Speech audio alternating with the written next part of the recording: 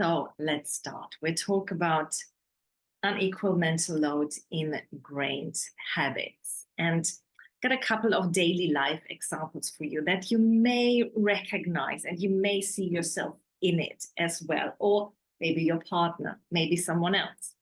So here we go. The first one is you always handle it.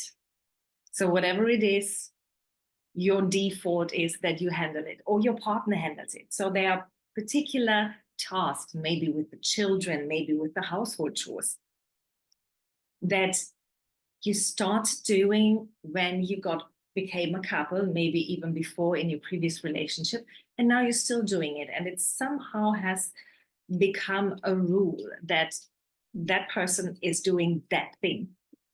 And the other person doesn't even get to the point to think, maybe I should do that, because it's so ingrained. It's such a habit. It's an unwritten rule.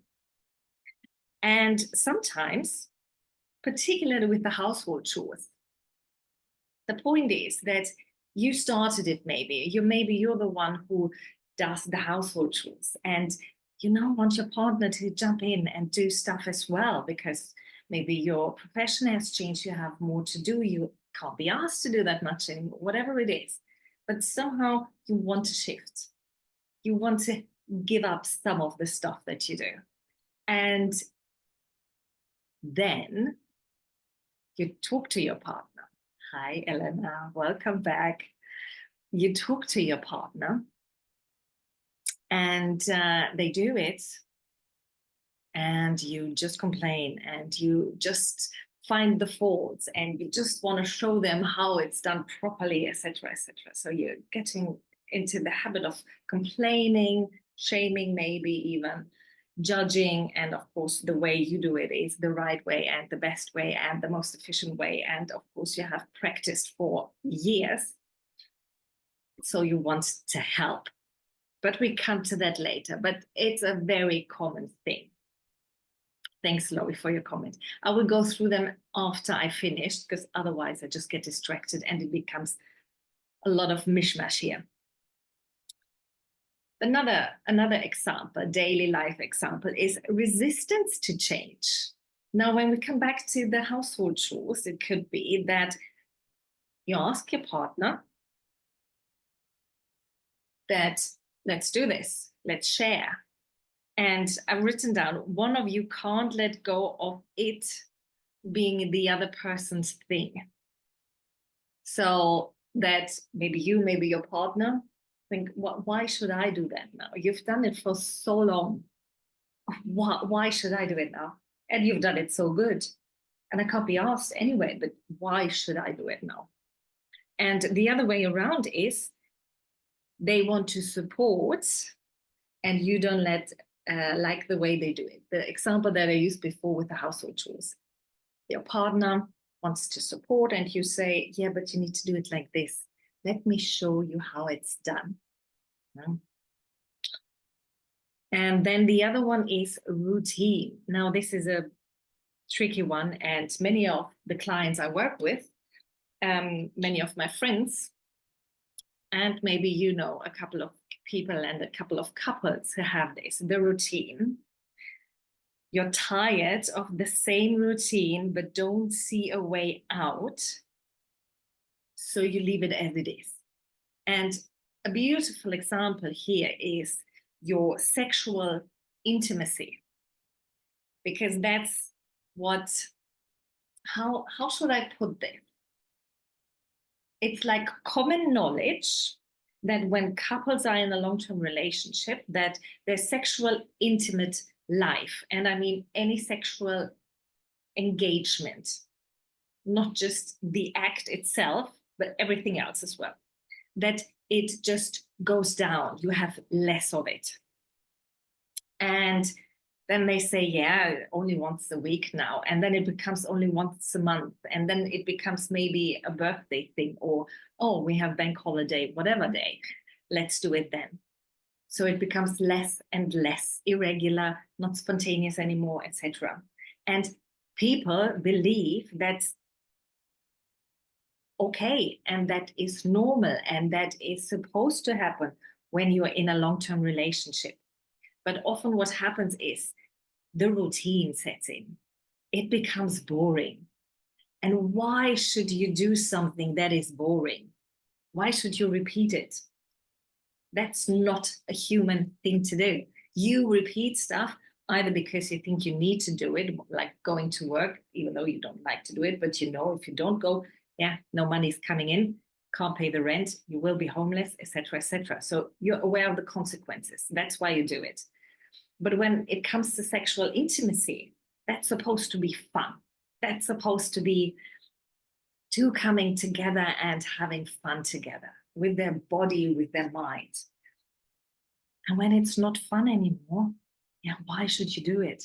Then it becomes this routine, like after you go to bed and 5 minutes, or it's done, okay, now let's go to sleep, etc., etc. And that's so boring. And that's where the routine kicks in, and that's where you stop having that intimate, that sexual intimacy. And you get to a point where you think, yeah, this is just how it is. And then you don't do anything about it and just live with it. And may feel even unhappy or resentful or whatever it is. Many things can happen. There is a lot of stuff that's going on in your brain when that happens. And if you're at that point, just become aware that routine or the boringness of the act could be a good reason for you why you don't want to have more sexual intimacy with your partner all day with you. So let's move on to the reflective questions that I want to ask. I haven't written them down, so you need to write them down yourself. The first question is, I want you to list your ingrained habits. Make a list of them. What are your ingrained habits?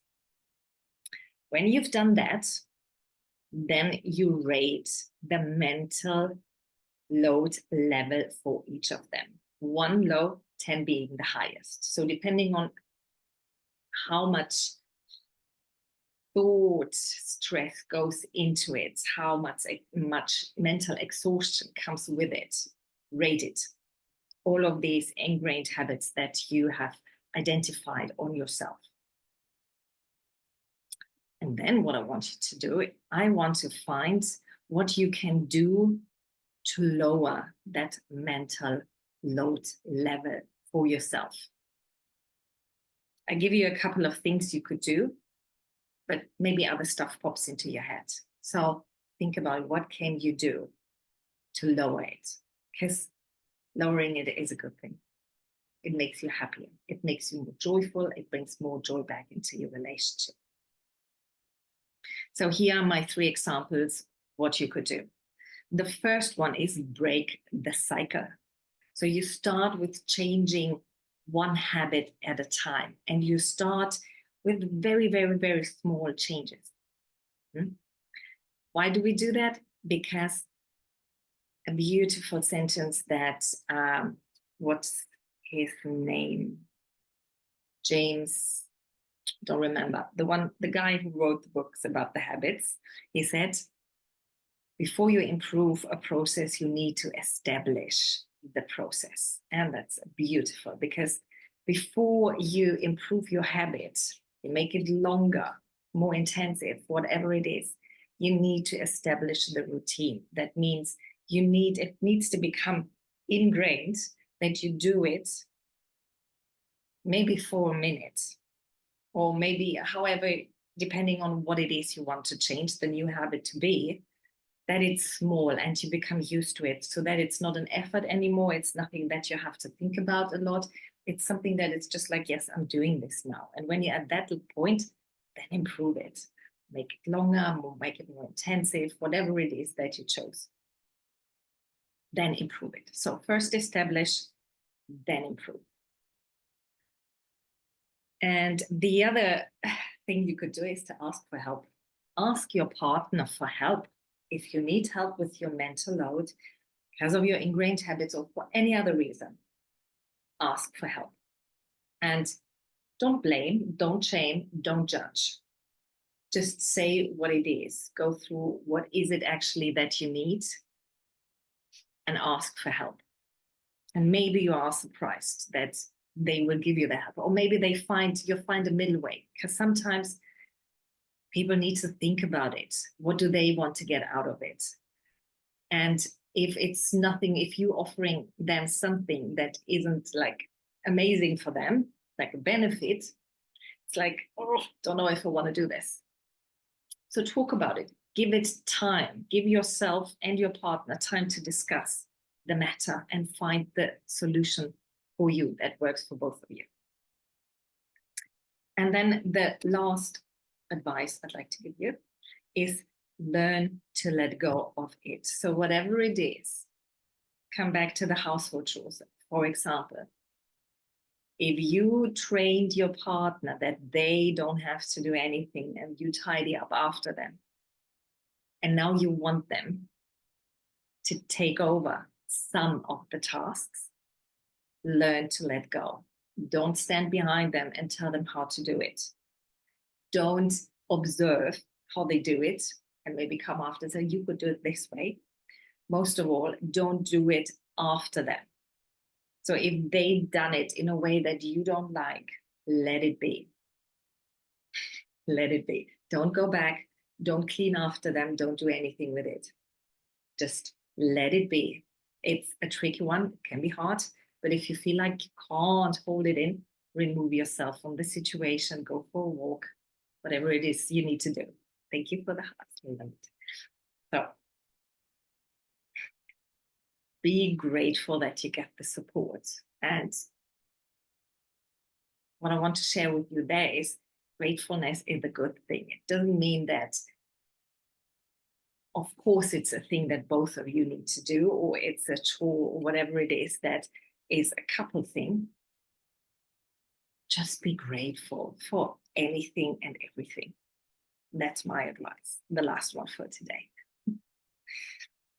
And with that, I come to the end of my lecture today.